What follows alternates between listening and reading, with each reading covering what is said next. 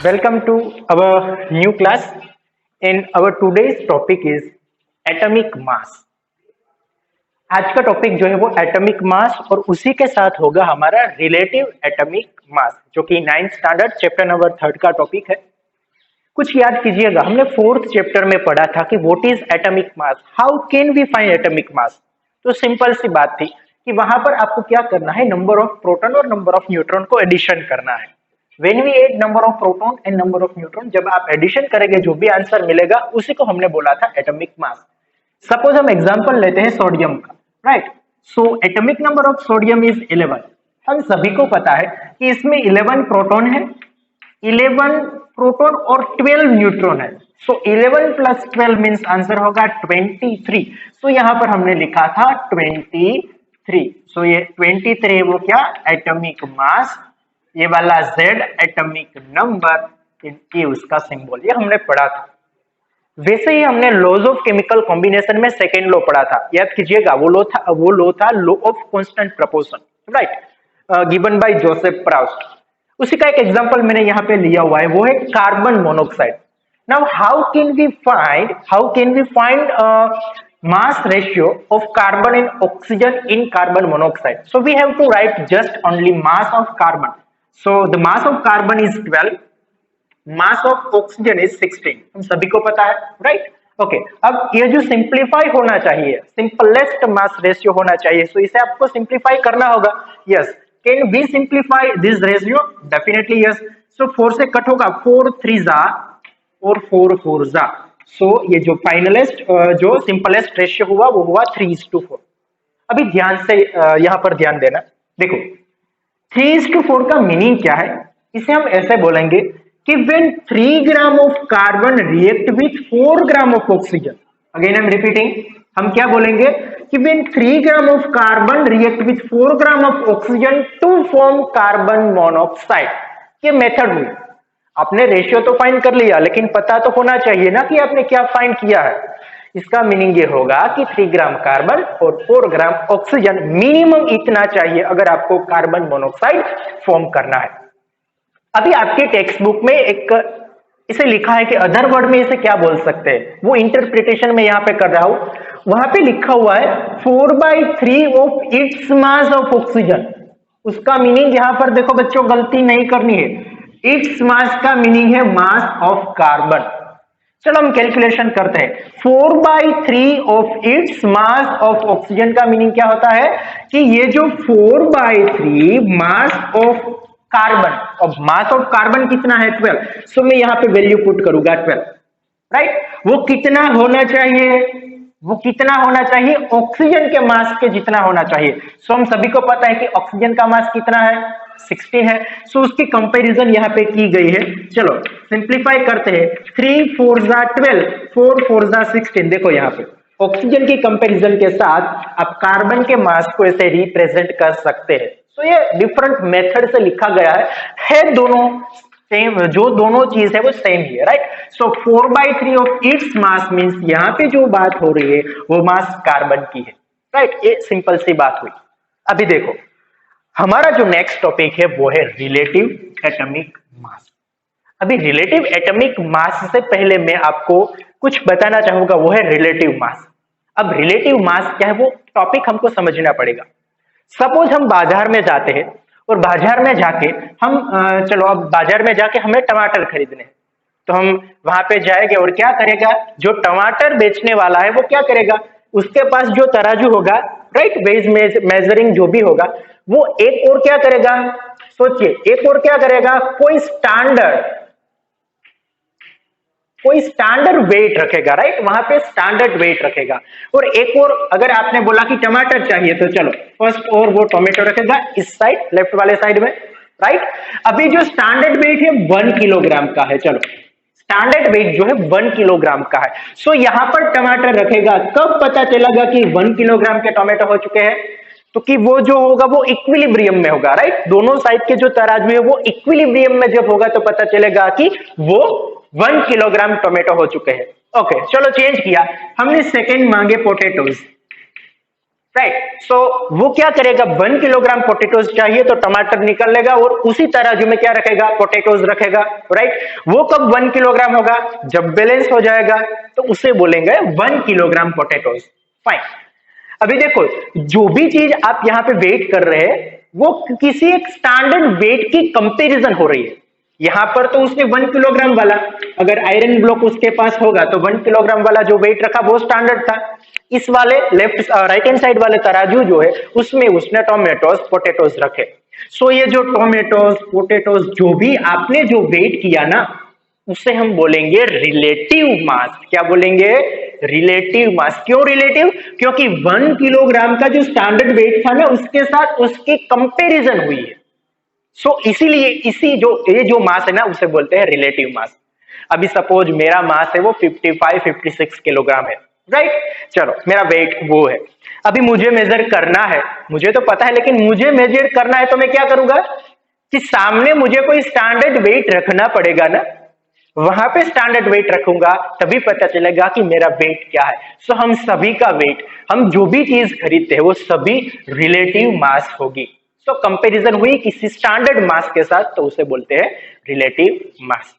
यहाँ पे मुझे एक बात याद आ रही है, मैं बताना चाहूंगा कि सपोज 1 किलोग्राम जो भी जो दुकानदार शॉपकीपर है वो 1 किलोग्राम रखता है तराजू में। राइट। उसे स्टैंडर्ड हम समझते हैं, लेकिन उसे ही क्यों, हम जहां पर भी जाते हैं ना आप ऐसे कुछ देखते हैं, यहाँ पर आयरन का ऐसे ब्लॉक होता है और 1 kg मीन्स 1000 ग्राम। अब इसी को क्यों 1000 ग्राम बोलते हैं, हमें कभी तो क्वेश्चन होना चाहिए ना कि यह क्यों 1 किलोग्राम, 1000 ग्राम ही 1 किलोग्राम क्यों, वो ही स्टैंडर्ड कैसे, किसने तय किया कि उसी को हम 1 किलोग्राम बोलेंगे। राइट। सो जो बेसिक स्टैंडर्ड मास है ना, स्टैंडर्ड वेट जो हमारा है ना, वो लंदन की किसी यूनिवर्सिटी में सिचुएटेड है और वो कौन सी मेटल से बना हुआ है, वो मेटल है स्टैंडर्ड वेट वाली iridium, platinum iridium. Platinum iridium का एक ब्लॉक है, उसी को स्टैंडर्ड मान के सभी का मास, सभी का वेट जो है ना वो हम डिसाइड करते हैं। इसीलिए ये प्लेटिनम इरिडियम का जो भी वेट है, राइट, उसी को हमने स्टैंडर्ड सभी ने एक्सेप्ट किया हुआ है। अब क्वेश्चन होगा ना कि सर प्लेटिनम और इरिडियम ही क्यों मेटल है। राइट। सो वो नॉन कोरिजिव है, नॉन रिएक्टिव मेटल है, इसलिए उसी प्लेटिनम इरिडियम का यूज हुआ है। आप गूगल भी कर सकते हैं for more information about platinum iridium block. So वो एक स्टैंडर्ड है। अभी बाजार में जितने भी किलोग्राम से 1 किलोग्राम वाले जितने भी वेट्स है उसी को यहाँ इसके साथ कंपेयर किया हुआ है। सो सारा जो आप वेट मास जो भी है वो क्या होगा, वो relative atomic mass. In short हमारा जो भी मास है ना, राइट, वो रिलेटिव है किसी की कंपैरिजन में, इसीलिए उसी को बोलते हैं रिलेटिव मास। अभी यहाँ पे देखो रिलेटिव एटॉमिक मास, ये तो बात सारे चीज की हुई। अब हम जो बात कर रहे हैं वो होगी एटम्स की, इसीलिए उसके मास को बोलते हैं रिलेटिव एटॉमिक मास। अब जो मास की टोमेटो पोटेटोज हमारे वेट की जो बात हुई वहां पर तो कोई रिलेटिव मींस कोई स्टैंडर्ड यूनिट था, लेकिन एटम में से स्टैंडर्ड कोई तो होना चाहिए ना। हमारे पास मॉडर्न पीरियोडिक टेबल में टोटल 118 एलिमेंट्स हैं, हम सभी को पता है। Hydrogen, helium, lithium, beryllium, boron हमने याद भी रखे हैं कुछ 1 से 30 लेके। राइट। अब हमारे पास जितने भी एलिमेंट्स है उसी में से किसी एक एलिमेंट कोई एटम है वो स्टैंडर्ड होना चाहिए।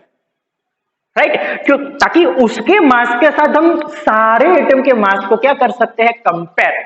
We have to compare mass of all atoms to the one standard atom. अब हमारा जो टॉपिक है ना वो है कि कौन सा एटम होगा उसका मास है उसको हम standard atom as a choose कर सकते हैं। ऐसा कौन सा एटम है, तो साइंटिस्टों ने काफी प्रयत्न किया, लेकिन उसके सामने 3 एलिमेंट आए। वो 3 एलिमेंट कौन कौन से हैं, तो पहला था हाइड्रोजन, दूसरा ऑक्सीजन और तीसरा था कार्बन। जो भी एलिमेंट थे उसकी कैरेक्टरिस्टिक्स जो थी उसी में से उसके साथ में 3 एलिमेंट आए, हाइड्रोजन, ऑक्सीजन और कार्बन। अभी इन तीनों में से किसी एक को as a standard atom, standard mass हम चूज कर सकते हैं, वो relative atomic mass. Right. So ये जो रिलेटिव एटॉमिक मास के लिए जो एटम होना चाहिए वो स्टैंडर्ड मास वाला होना चाहिए, स्टैंडर्ड होना चाहिए। तो ये स्टैंडर्ड एटम को चूज करने के लिए कुछ तो कैरेक्टरिस्टिक्स होनी चाहिए ना, राइट। तो वो कैरेक्टरिस्टिक्स कौन कौन सी है यहां पे हम नोट करते हैं। चलो अब मैं एक एग्जांपल के साथ आपको पढ़ाऊंगा कि सपोज हमारी क्लास में हमें एक मॉनिटर चूज करना है, राइट। सो वो जो मॉनिटर, इसको मैं एम बोल देता हूं, चलो हमें मॉनिटर चूज करना है, तो मॉनिटर चूज करना है तो उसकी कैरेक्टरिस्टिक क्या होनी चाहिए। सपोज मैं मॉनिटर हूं, मैं क्लास का ध्यान अभी रख रहा हूं, राइट, और सामने से मुझे किसी ने बोला hey yo, hi bro, how are you. यहां से किसी ने बोला hey how are you, come here. अगर मुझे बुलाया, मेरा अभी वर्क क्या है क्लास में ध्यान रखने का, लेकिन अगर किसी ने बुलाया और मैं वहां पर चला गया, मैंने अपनी ड्यूटी छोड़ दी और मैं कहीं और चला गया, तो मैं स्टैंडर्ड नहीं कहलाऊंगा। टीचर्स को अगर एग्जाम्पल देना है तो मेरा नहीं दे पाएंगे, क्यों? क्योंकि मैं स्टैंडर्ड नहीं हूं, मैं स्टेबल नहीं हूं, मैं स्टेबल नहीं हूं। सो अगर आपको जो मॉनिटर सिलेक्ट करना है तो वो कैसा होना चाहिए? स्टेबल। पहले तो कैसा होना चाहिए? स्टेबल। ओके, फिर मल्टीपर्पज होना चाहिए। मल्टीपर्पज कैसे?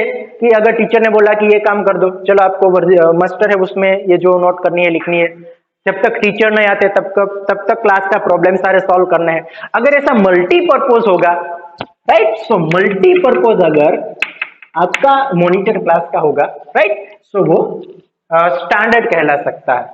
ओके फाइन, सो मल्टीपर्पज हो गया, फिर स्टेबल हो गया, फाइन।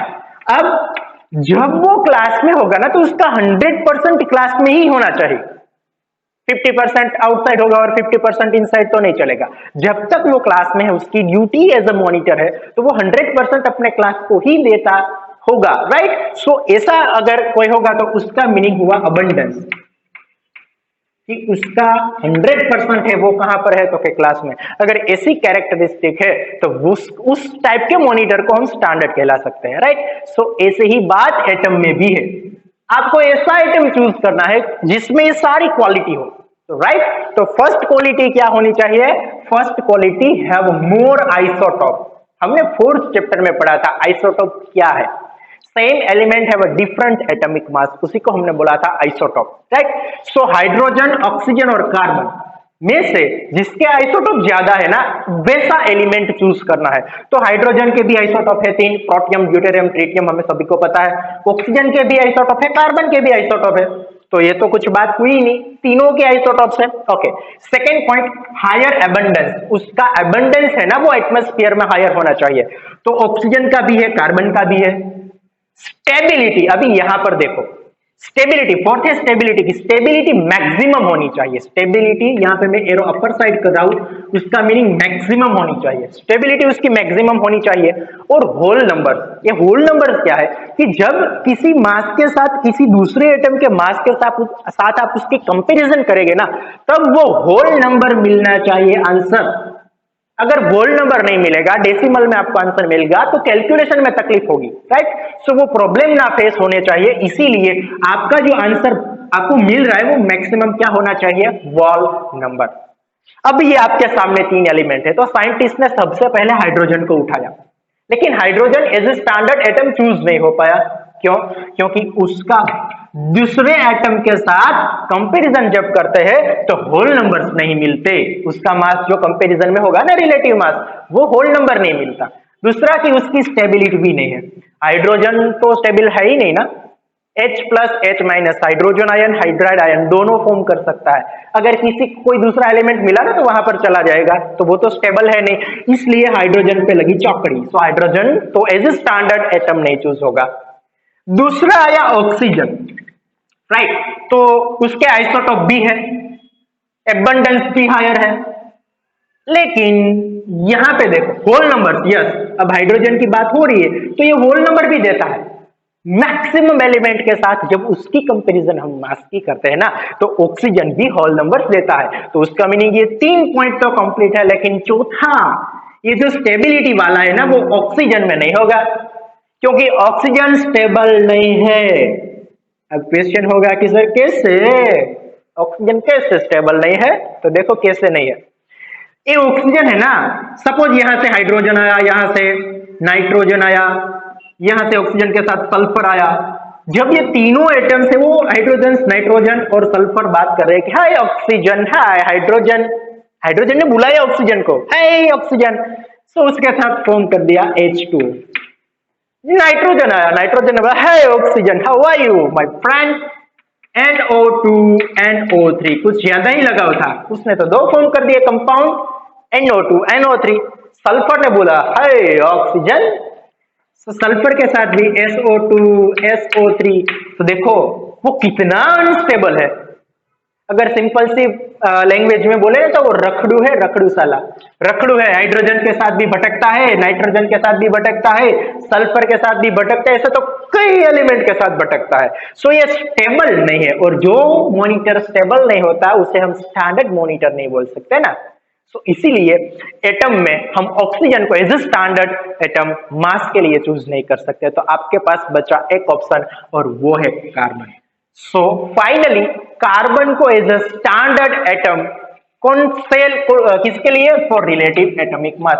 स्टैंडर्ड मास जो भी एटम का होगा ना वो उस एटम को चूज किया कार्बन को। लेकिन आप सभी को पता है कि कार्बन के टोटल 3 आइसोटोप है, C12 C13 और C14। अभी नया क्वेश्चन कि इसमें से किसको सिलेक्ट करें। तो देखो एबंडेंस हायर होना चाहिए, 99% एबंडेंस है ना वो कार्बन C12 का है। सो ये तो कैंसिल ही हो जाएगा, C13 और C14। C12 का एबंडेंस भी ज्यादा है, और स्टेबिलिटी सबसे मैक्सिमम अगर कोई आइसोटोप की हो ना तो वो है कार्बन C12। C12 की स्टेबिलिटी सबसे मैक्सिमम है, राइट। फिर आइसोटोप तो है ही, और होल नंबर जो रेशियो मिलता है वो भी होल नंबर है। सो फाइनली हमारा जो क्वेश्चन था कि एटम में से ऐसे कौन सा एटम है जिसके मास को हम स्टैंडर्ड चूज कर सकते हैं, तो वो आंसर हमें मिल गया, वो है कार्बन C12, राइट। कार्बन 12 को हमने as a standard mass choose कर दिया। ये हमारा पॉइंट अब क्लियर होगा। अब हम जो भी एटम की, कोई भी एलिमेंट के एटम की अगर हमें मास की कंपैरिजन करनी है तो हम एक के साथ ही कर सकते हैं, और वो कौन सा है, कार्बन C12। सो इसी को हम बोलते हैं स्टैंडर्ड मास, स्टैंडर्ड एटॉमिक मास। अभी यही स्टैंडर्ड है, राइट, फाइन।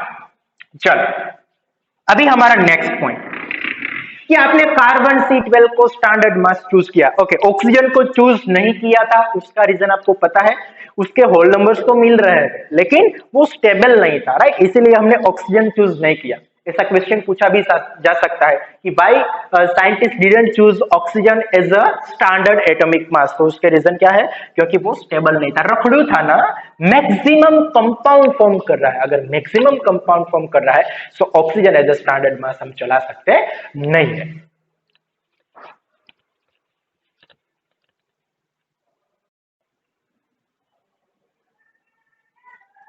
इसका एक स्क्रीनशॉट ले लीजिएगा अभी। सो कार्बन C12 है, उसको हमने as a standard atomic mass choose किया, राइट, फाइन। अभी हमारा जो फर्स्ट क्वेश्चन है ना, अभी नेक्स्ट क्वेश्चन वो है यूनिफाइड मास। आपने पढ़ा था कि यूनिफाइड मास और एटॉमिक मास यूनिट ऐसा कुछ यूनिट है, राइट। जैसे किलोग्राम है ना, वैसे एटम का मास है वो हम यूनिफाइड मास में काउंट करते हैं। सो आपको पता है कि 1 यूनिफाइड मास मींस कितना, 1 किलोग्राम मुझे पता है कि 1000 ग्राम होता है, right. 1 litre is equal to 1000 ml। But our next question is that what is 1 unified mass. पता तो है कि U means unified mass means unified mass कितना, 1 यूनिफाइड को हम कन्वर्ट कैसे कर सकते हैं, राइट। सो ये टॉपिक समझना है कि 1 यूनिफाइड मास क्या है, राइट। अभी ये याद रखना है कार्बन C12 वाला, राइट। सपोज मैंने एक एग्जांपल लिया, सपोज हम पिज्जा खाने गए, राइट, 12 पार्टिसिपेंट थे, पिज्जा खाने गए। सो वहां पे जाके पिज्जा ऑर्डर किया और पिज्जा आया। चलो ये देखो 1 2 3 4 5 6 7 1 2 3 4 5 6 7 8 9 12। सो ये पिज्जा है वो 12 छोटे छोटे पीस में डिवाइड हुआ है, राइट। उसे हम ऐसे लिख सकते हैं, किसी एक पीस है उसको हम 1 लिख सकते हैं। तो ऐसे सारे को अगर 1 1 लिखेंगे तो कितने पीस है, 12 पीस। वो जो 12 पीस है ना वो एक सिंगल पीस, चलो इसको मैं कंसीडर करता हूं, इसका मैं मास लिखता हूं 1 यूनिफाइड मास, राइट। तो ये 1 यूनिफाइड हुआ तो ये भी 1 यूनिफाइड, ये भी। अब समझना कि सारे सेम टाइप के है, दिखाई नहीं दे रहा लेकिन है, ऐसा समझना है। चलो तो 1 यूनिफाइड अगर टोटल करेंगे तो पिज्जा कितने यूनिफाइड मास का हुआ, 12 यूनिफाइड मास। यस और नो, हुआ कि नहीं? वन यूनिफाइड सारा है तो पूरा 12 यूनिफाइड मास हुआ। ओके, अभी ये जो वन यूनिफाइड है ना, हमें यही तो पढ़ना है कि ये वन यूनिफाइड है क्या, क्या है क्या है क्या है, ये यूनिफाइड क्या है। चलो, तो अब इस वन यूनिफाइड वाले को मुझे कंपेयर करना है पूरे पिज्जा के साथ, तो मैं ऐसे लिख सकता हूं कि 1/12 ऑफ पिज्जा આજે વન યુનિફાઈડ એટલે વન પીસ બરાબર છે પિઝાનો वन पीस તમે कंपेयर पूरा पिज्जा साथे करसो, राइट? अगर हम ये जो वन पीस है ना पिज्जा का, उसे हम कंपेयर करते हैं पूरे पिज्जा के साथ, तो इसे हम लिख सकते हैं one piece means 1/12 of whole pizza. Yes, तो सेम ऐसे ही अगर इस पिज्जा को आप कार्बन है वो अज्यूम कर लो, तो ये 12 यूनिफाइड मास किसका हुआ मास, तो कि कार्बन का। और हम सभी को पता है कि कार्बन में 6 प्रोटॉन और 6 न्यूट्रॉन होते हैं, इसलिए उसका मास भी 12 है, right? So one unified mass हम किसे कहेंगे? One unified mass is equal to 1/12 of mass of one atom of C12। C12 का एक एटम, कार्बन 12 का एक एटम है और उसका आपको कितना करना है? 1/12। उसी को हम बोलते हैं वन यूनिफाइड मास। दिमाग में चिपका के रखना है। वन यूनिफाइड मास किसे बोलते हैं? इसे 1 AMU भी कहा जाता है, एटॉमिक मास यूनिट, बट अभी हम मॉडर्न केमिस्ट्री में उसे यूनिफाइड मास ही बोलते हैं, लेकिन एटॉमिक मास यूनिट भी बोला जा सकता है। अगेन आई एम रिपीटिंग कि ये जो कार्बन एटम है उसका टोटल मास 12 यूनिफाइड मास है। सो अगर मैं वन यूनिफाइड मास को पिक करूं और उसे पूरे कार्बन एटम के साथ कंपेयर करूंगा तो क्या मिलेगा? One unified mass is equal to 1/12 of mass of one atom. यहां पर कंसीडर करना है वन एटम, आपको लिखना पड़ेगा one atom of carbon C12। सो ये कार्बन 12 का एक एटम होगा और उसका जितना मास होगा उसका 1/12 आपको करना है, उसे 1/12 जब करना है तब मिलेगा, उसी को बोलते हैं वन यूनिफाइड मास। तो ये पॉइंट 1 मार्क्स के लिए आपका इंपॉर्टेंट है, राइट? फाइन। चलो अब नेक्स्ट, ये रैंडम एक्सेस मेमोरी नहीं है, राइट? कंप्यूटर का टॉपिक नहीं है, रिलेटिव एटॉमिक मास। उसकी डेफिनेशन कि the average mass of the atom, right? The average mass of the atom is compared to 1/12 of mass of carbon 12। जब कार्बन 12 हमने स्टैंडर्ड मास के लिए कार्बन को चूज किया था, सो सारी की जो कंपैरिजन है वो किसके साथ करनी है हमें? Carbon C12। जब किसी भी एलिमेंट का, किसी भी एटम्स का मास कार्बन C12 से कंपेयर करते हैं, उसकी जो एवरेज है उसी को हम बोलते हैं, क्या बोलते हैं? रिलेटिव एटॉमिक मास। ये टॉपिक हुआ रिलेटिव एटॉमिक मास वाला। उस टेबल में, टेबल नंबर 3.2 में कुछ एलिमेंट्स के रिलेटिव एटॉमिक मास दिए हुए, राइट? सो अभी आपको ये यूनिफाइड मास वाला टॉपिक याद रहना चाहिए। वन यूनिफाइड का मीनिंग क्या है? 1/12 of mass of one atom of carbon 12। I think ये जो एटॉमिक टॉपिक वाला, एटॉमिक मास वाला जो टॉपिक है वो आपको समझ में आया होगा। अगर कोई भी दिक्कत है तो कमेंट सेक्शन में लिख के मुझे बताएगा, और please like, share and subscribe our channel, right? ऐसे ही केमिस्ट्री के सारे नए नए वीडियोस जो कि चैप्टर वाइज होने ही वाले हैं, इसी के लिए आप अपने मित्रों के साथ, राइट, अपने फ्रेंड सर्कल में शेयर कीजिएगा। Share, subscribe, okay fine. Atomic mass, relative atomic मास के बाद वाला हमारा नेक्स्ट सेशन जो होगा वो होगा मॉलिक्यूल्स पे, टाइप्स ऑफ मॉलिक्यूल्स, और उसके बाद मोल कंसेप्ट। Thank you.